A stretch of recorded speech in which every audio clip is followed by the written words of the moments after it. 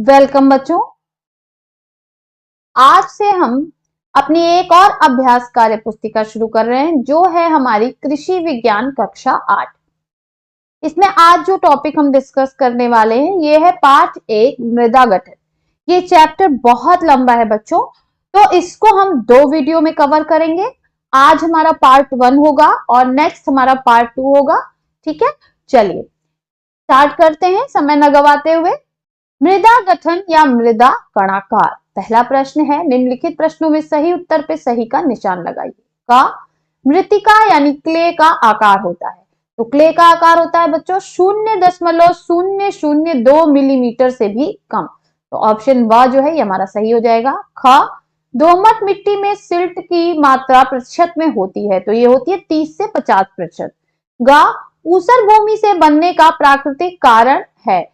कह रहा है कि ऊसर भूमि बनने का जो है वो प्राकृतिक कारण क्या है, तो ये है हमारा बच्चों, इसमें से जो हमारा सही है वो है ऑप्शन ब, वर्षा की कमी। ठीक है, वर्षा की कमी से ऊसर भूमि बन जाती है।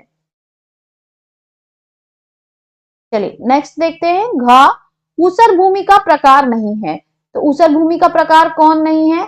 सफेद, लाल, काला, भूरा, तो इसमें से जो लाल है बच्चों ये ऊसर भूमि का प्रकार नहीं है। अंगा अम्लीय मिट्टी को सुधारा जा सकता है शीरे के प्रयोग से, जिप्सम के प्रयोग से, निछावन के प्रयोग से या चूने के प्रयोग से, तो अम्लीय मिट्टी को चूने का प्रयोग करके सुधारा जा सकता है।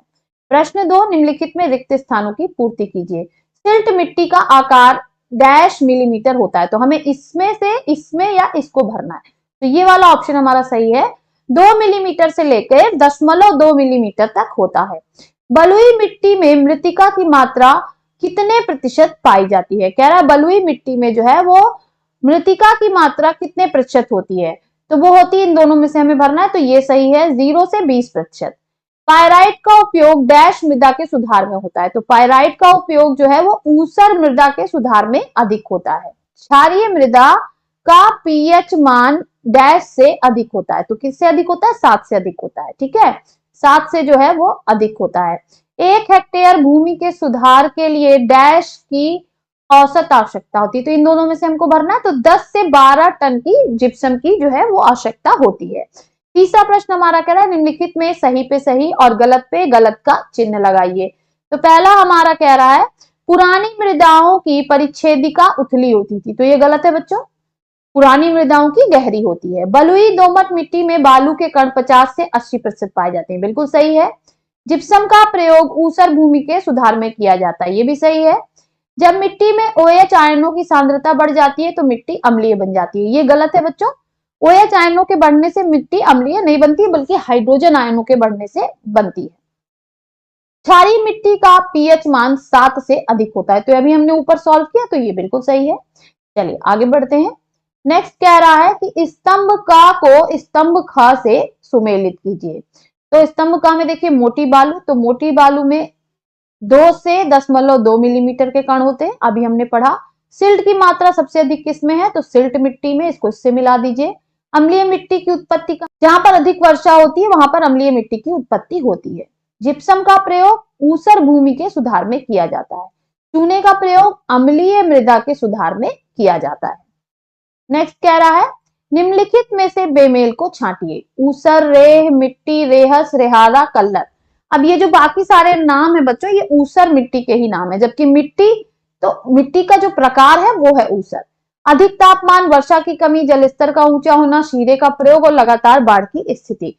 तो देखिए बच्चों ये जो चारों दिया हुआ है ये कारण है ना, मिट्टी के खराब होने के कारण, जबकि शीरे के प्रयोग से उसको ठीक किया जाता है, तो ये हमारा अलग हो जाएगा। बालू, सिल्ट, मृतिका, मृदा गठन।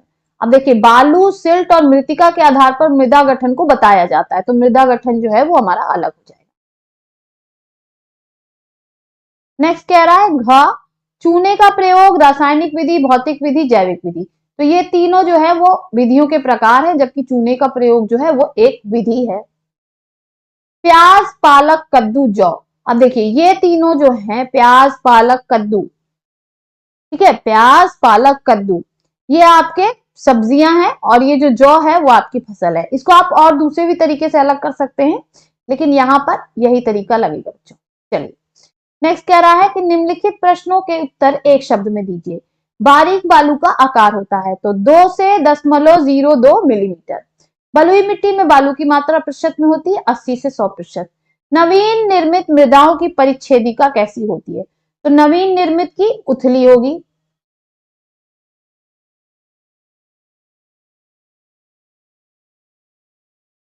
उदासीन मिट्टी का पीएच मान होता है, कितना होता है बच्चों? 7। पीएच मान 7 से कम वाली मृदा को क्या कहते हैं? अम्लीय मृदा।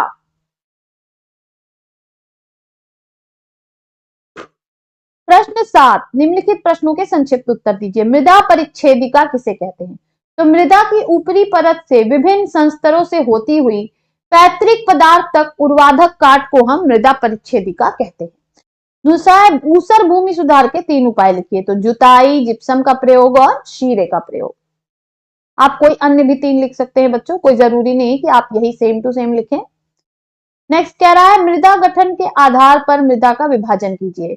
तो पहला हो गया बलुई, दूसरा बलुई दोमट, तीसरा दोमट, चौथा सिल्टी और पांचवा चिकनी मिट्टी। ऊसर भूमि बनने के 3 कारण लिखिए। तो वर्षा की कमी, लगातार बाढ़ और भूमि को परती छोड़ना। लवणों का उन्मूलन किसे कहते हैं? यहाँ पर कह रहा है लवणों का उन्मूलन किसे कहते हैं? तो मृदा का भौतिक, रासायनिक या जैविक विधियों द्वारा लवणों को पूर्ण रूप से समाप्त करने की प्रक्रिया को लवणों का उन्मूलन कहते हैं। इससे मृदा खराब हो जाती है बच्चों। फिर कह रहा है निम्नलिखित में 3 अंतर लिखिए, अम्लीय मिट्टी और क्षारीय मिट्टी। अम्लीय मिट्टी में क्या होगा? पीएच 7 से कम। अब जगह कम है बच्चों तो हमें शॉर्ट में ही लिखना होगा। अधिक वर्षा वाले स्थान पर अम्लीय मिट्टी हो जाती है। हाइड्रोजन आयनों की सांद्रता अधिक होने पर अम्लीय मिट्टी बनती है। जबकि क्षारीय मिट्टी का पीएच 7 से अधिक, कम वर्षा वाले स्थानों पर होती है और OH आयन अधिक हो जाते हैं। फिर कह रहा है ऊसर भूमि बनने के प्राकृतिक तथा मानवीय कारण बताइए। तो ऊसर भूमि करने के प्राकृतिक कारण वर्षा की कमी, अधिक तापमान, भूमिगत जल स्तर का ऊंचा होना और लगातार बाढ़ या सूखा। मानवीय कारण जल की निकासी की कमी, अधिक सिंचाई, भूमि को परती छोड़ना और क्षारीय उर्वरकों का प्रयोग। मृदा गठन और मृदा परिच्छेदिका। मृदा गठन क्या होता है? विभिन्न मृदा वर्ग में कणों के सापेक्षिक अनुपात को मृदा गठन कहते हैं। मतलब अलग अलग मृदा में कैसे कैसे जो है आपका बालू, सिल्ट ये सब पाया जाता है, उसके आधार पर मृदा गठन होता है। जबकि मृदा परिच्छेदिका क्या है कि ये कहीं की अगर भूमि है तो इसको हम जो है ऐसे गहराई में काट दें और उस काट को हम क्या कहते हैं? मृदा परिच्छेदिका। तो मृदा की ऊपरी परत से लेकर पैतृक पदार्थ तक की खड़ी काट को हम क्या कहते हैं? मृदा परिच्छेदिका। अभी आगे आपको इसका चित्र भी मिलेगा। नेक्स्ट कह रहा है ऊसर भूमि और अम्लीय भूमि। ऊसर भूमि सोडियम कार्बोनेट की उपस्थिति के कारण इस पर सफेद नमक सा फैला रहता है। जबकि अम्लीय भूमि क्या होती है? अधिक वर्षा वाले स्थानों पर होती है और इसमें हाइड्रोजन आयन अधिक होते हैं। ऊसर भूमि सुधारने की भौतिक और जैविक विधि। तो भौतिक विधि है जुताई, पानी भरकर बहाना, लीचिंग और कड़ी परत को तोड़ना। जबकि जैविक विधि है शीरे का प्रयोग, कार्बनिक खादों का प्रयोग, हरी खाद के रूप में ढैंचा की खेती। देखिए अब नेक्स्ट जो हमारा कह रहा है कि मृदा परिच्छेदिका को चित्र के माध्यम से मृदा के विभिन्न संस्तरों के नाम लिखिए। तो इसको पहले हम ठीक कर लेते हैं बच्चों ताकि आपको पूरा दिखाई दे।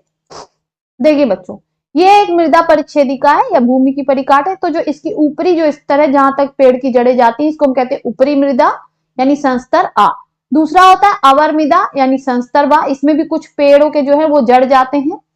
तीसरा है संस्तर सा, इसमें छोटे छोटे जो है वो पत्थर होते हैं और बाकी मृदा होती है, मिट्टी होती है। ठीक है, नीचे क्या रहता है? नीचे आधार शैल रहते हैं, यहाँ पर केवल पत्थर होते हैं बड़े बड़े। ठीक है, ये हमारा मृदा परिच्छेदिका।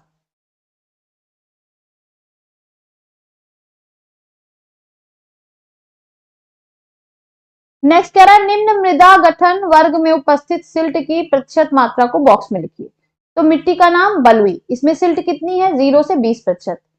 दोमट मिट्टी में 30 से 50% सिल्ट होती है। सिल्टी मिट्टी में 50 से 70% सिल्ट होती है। जबकि चिकनी मिट्टी में 0 से 50% चिकनी सिल्ट जो है वो उपस्थित होता है। फिर नेक्स्ट कह रहा है कि निम्नलिखित संकेतों की सहायता से वर्ग पहेली पूरी कीजिए। अब देखिए संकेत इस पेज पे है और आपका ये यहां पे है। ठीक है, तो पहले मैं इसको थोड़ा कोशिश करती हूं आपको दिखाने की। नहीं दिख पाएगा बच्चों, तो पहले आप इसको सॉल्व कर लीजिए। देखिए इसको पहले हम पढ़ते चलते हैं और साथ साथ सॉल्व करते चलते हैं। तो पहले नंबर पे हमारा क्या है, ऊपर से नीचे पुरानी मृदा की परिच्छेदिका होती है। तो अब हमें चित्र में देखना होगा पहला नंबर कहाँ है हमारा। देखिए पहला नंबर ये है हमारा। तो यहाँ पे हम भरेंगे ग और री दिया हुआ तो गहरी। चलिए आगे देखते हैं। नेक्स्ट कह रहा है 2 mm और 0.2 mm वाले मृदा कण को क्या कहते हैं। तो इसको कहते हैं मोटी बालू। तो इसको हम देखते हैं। ये देखिए यहाँ पर है तो हम यहाँ पे भर देंगे। देखिए मोटी बा दिया हुआ था कि और हमको लू भरना था। नेक्स्ट देखते हैं। नेक्स्ट कह रहा है वर्षा की कमी से भूमि हो जाती है। तो थर्ड ऑप्शन हमारा कहाँ है। देखिए यहाँ पे ऊ दिया हुआ है और स दिया रा दिया हुआ तो हम भर देंगे ऊसर। नेक्स्ट कह रहा है अम्लीय अधिक वर्षा के कारण मिट्टी कैसी हो जाती है। ऑप्शन 5। तो 5 कहाँ है हमारा, ऊपर से नीचे। ये देखिए यहाँ पे आ दिया हुआ है और ला दिया हुआ है तो हम यहाँ पे क्या भर देंगे, अम्लीय। तो ये हमारा ऊपर से नीचे वाला सॉल्व हो गया। अब हम बाएं से दाएं वाले पे चलते हैं। भारत में ऊसर भूमि है। तो देखिए यहाँ पे दिया हुआ था 70 लाख हेक्टेयर। तो हम यहाँ भर देंगे 70 लाख हेक्टेयर। तो ये हमारा हो जाएगा। नेक्स्ट कह रहा है बालू, सिल्ट और मृतिका के आपसी जुड़ाव को क्या कहते हैं। तो हमें पता है कि इसको मृदा गठन कहते हैं। तो 7वां नंबर हमारा कहाँ है। देखिए यहाँ पे मृ दिया हुआ था तो हमारा एकदम सही बैठ रहा है, मृदा गठन। तो हम इसको भी भर देंगे मृदा गठन। चलिए नेक्स्ट देखते हैं। 8वां हमारा कह रहा है 80 से 100% बालू के कण किस मृदा में होते हैं। तो ये तो हमें पता है कि बलुई मिट्टी में होते हैं। और ये हमारा कहाँ पे है, ये देखिए यहाँ 8वां नंबर यहाँ पे है तो हम यहाँ पे भर देंगे बलुई। नेक्स्ट कह रहा है ऊसर भूमि को और किस नाम से पुकारा जाता है। तो बहुत से नामों से पुकारा जाता है बच्चों। तो पहले हम चेक करेंगे 9वें नंबर पे हमारा क्या दिया हुआ है। तो 9वां नंबर हमारा देखिए यहाँ पे है। तो यहाँ पे रे दिया हुआ और हाँ हमने पहले ही भर दिया तो रे आ गया। तो ये तो हमारा ऑलरेडी कंप्लीट हो गया। नेक्स्ट कह रहा है अम्लीय मिट्टी के सुधार में किसका प्रयोग किया जाता है। तो बहुत चीजों का प्रयोग किया जाता है। तो देखिए यहाँ पे ना दिया हुआ है तो हम यहाँ भर देंगे चू। तो हो जाएगा चूना।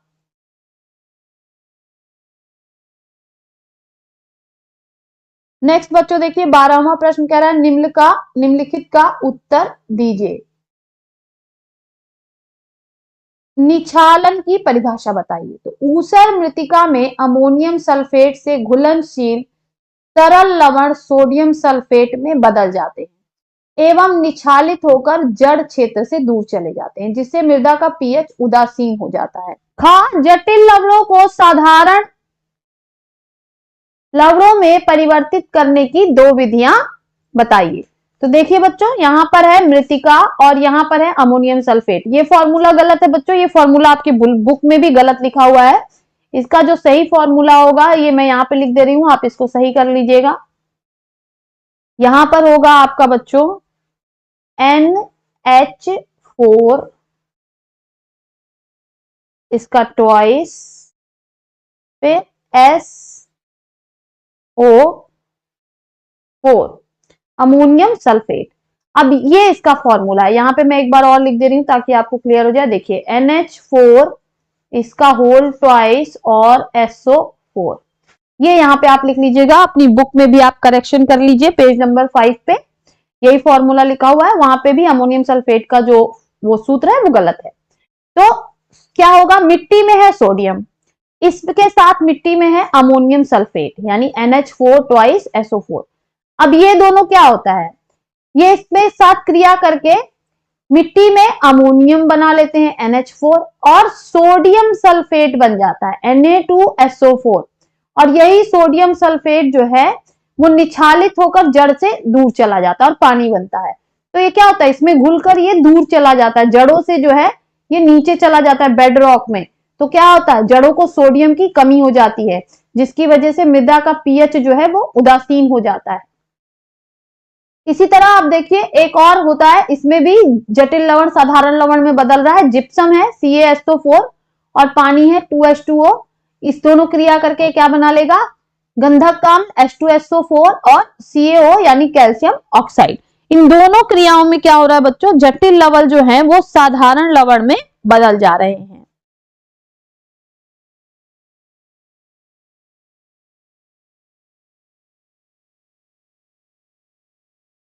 ऊसर भूमि हो जाने की व्याख्या करिए। सोडियम कार्बोनेट के कारण भूमि ऊसर होती है।